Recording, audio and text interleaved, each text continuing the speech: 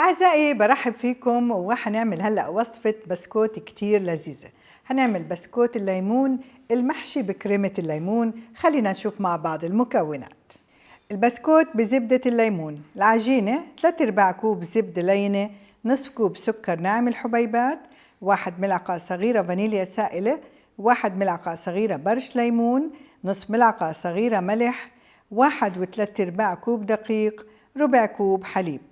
الحشو نصف كوب زبدة لينة، 8 ملعقة صغيرة ملح، 1 ملعقة كبيرة برش ليمون، نصف ملعقة صغيرة فانيليا سائلة، 1 و3/4 كوب سكر ناعم بودرة، 1 ملعقة كبيرة عصير ليمون طازج.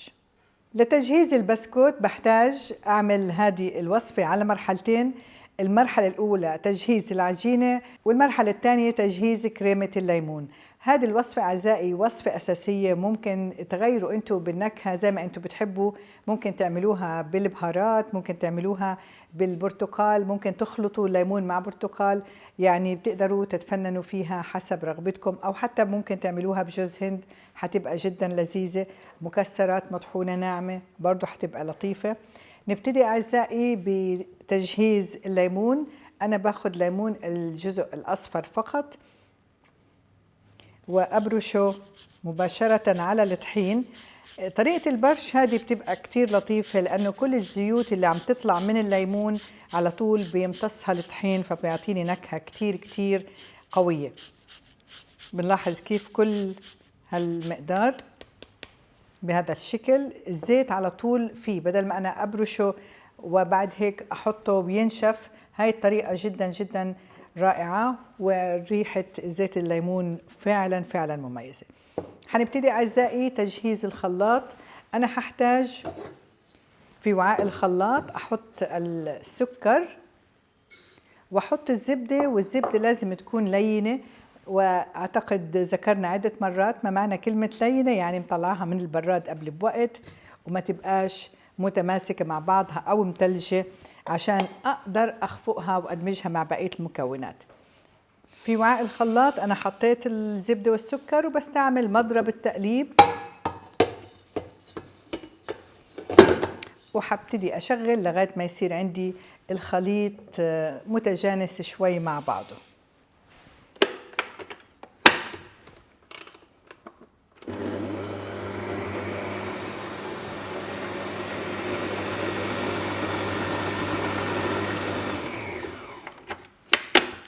مهم جدا في منتصف الوقت أرفع الخلاط وأبتدي أنظف بالسباتولا كل البقايا أو كل الأجزاء اللي مش مندمجة مع بعضها، عشان ما تتجمع عندي على الحواف وما تختلط كويس. هاي الخطوة كتير ضروري إنكم تعملوها. بس مجرد جمعتهم بهالطريقة وعلى طول برجع بحطه في الخلاط وأستمر بالتقليب بنفس الطريقة.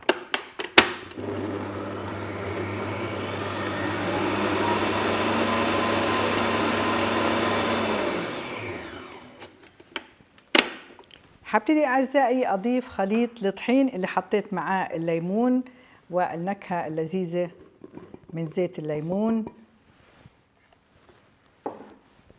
حضيف الملح وحضيف الفانيليا. الفانيليا برضو بتعطيني نكهة كتير طيبة، وأبتدي أشغل لغاية ما المكونات هاي تندمج، وحسب ما أشوف أنا كثافة العجينة ببتدي أضيف الحليب بالتدريج. بس خليني أخلطهم الأول.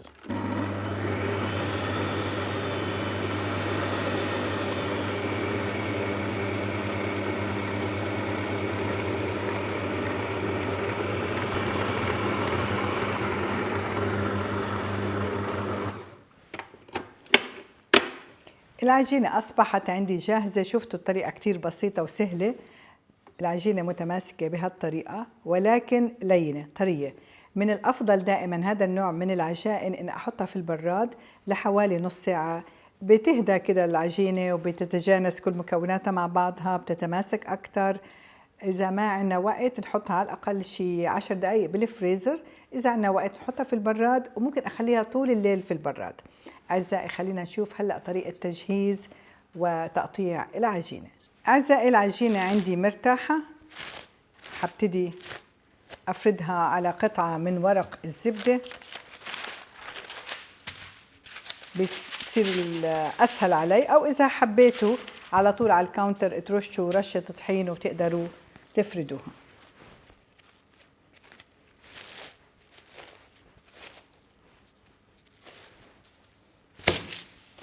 حنجهز بقية الأشياء اللي بدنا إياها. حنجهز النشابة وحنجهز القطعات اللي بدنا نستعملهم. أي مقاس قطاعة أنتوا بتحبوها، عايزين سادة، عايزين إلها تصميم أو شيء معين. أنا حبيت أختار القطاعة السادة، ممكن رقم 3 معقول المقاس. هذا المقاس معقول، ولكن طبعا فينا نحط أكبر أو نقطع أكبر أو أصغر حسب ما أنتوا بتحبوها. دي بتبقى لذيذة كحلو قهوة، بتبقى كمان مناسبة جدا، والأطفال يدخلوا معانا المطبخ ويساعدونا كمان في التقطيع. هاي لحظات بتبقى سعيدة جدا للأطفال. حبتدي أفرد العجينة. سماكة البسكوت بتتوقف على حسب الرغبة، بس على الأقل بده يكون نص سنتي. إذا خليتوه كتير رقيق مش حيبقى لطيف، وممكن ينحرق أثناء أو مش ينحرق، يستوي أكتر ويصير ناشف أثناء الخبز. فنص سنتي كتير مناسب الحجم.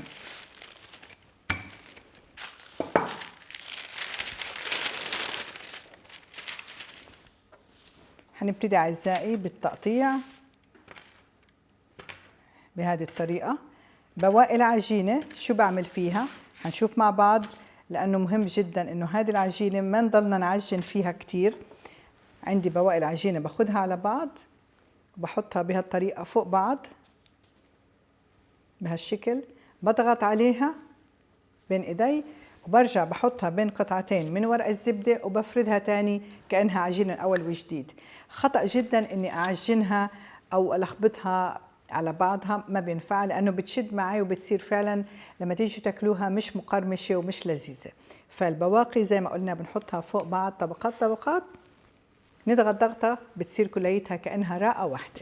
هلأ أعزائي البسكوت ححطه في الصواني ونخبز ويبرد تماما، وحنشوف هلأ طريقة تجهيز كريمة الليمون.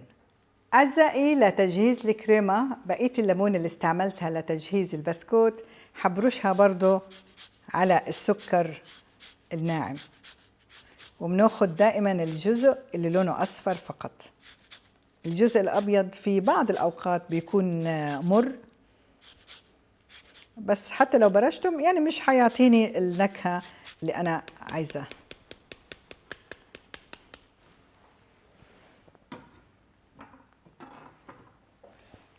هضيف الزبدة والسكر في وعاء الخلاط،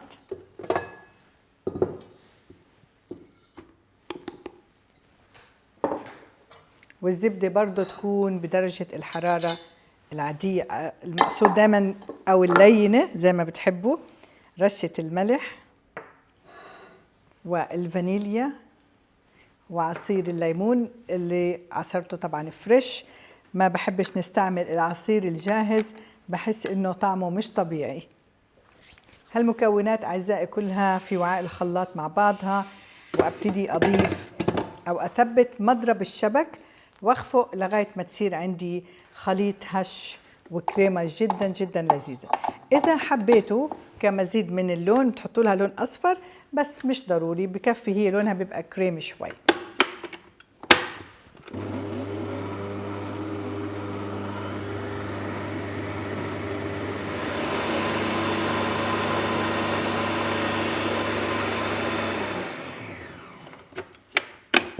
وزي ما قلنا دايما نتأكد انه جوانب الوعاء عندي كلها ممسوحة ونظيفة. خلينا برضو نعمل هذه الخطوة عشان ما يكون عندي اي اجزاء ما انخلطت كويس، ويكون كل المكونات متجانسة مع بعضها. ريحتها كتير حلوة على فكرة. هلا مجرد اخلطها لثواني بسيطة واصبحت الكريمة عندي جاهزة. ونشوف اعزائي طريقة توزيعها وحشي البسكوت.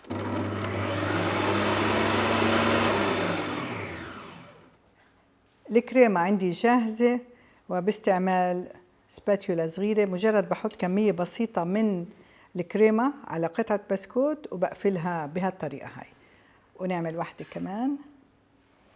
وأكيد الأطفال حينبسطوا لو قلنا لهم يدخلوا معنا المطبخ ويعملوا هذه الحشوة، ونقفلها بهالشكل هذا.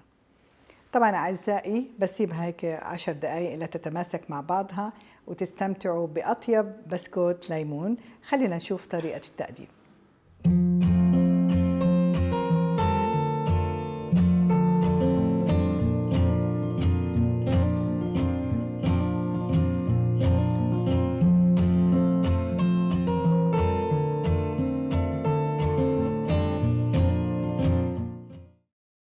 فضلا لا تنسوا الاشتراك بالقناة وتفعيل جرس التنبيهات.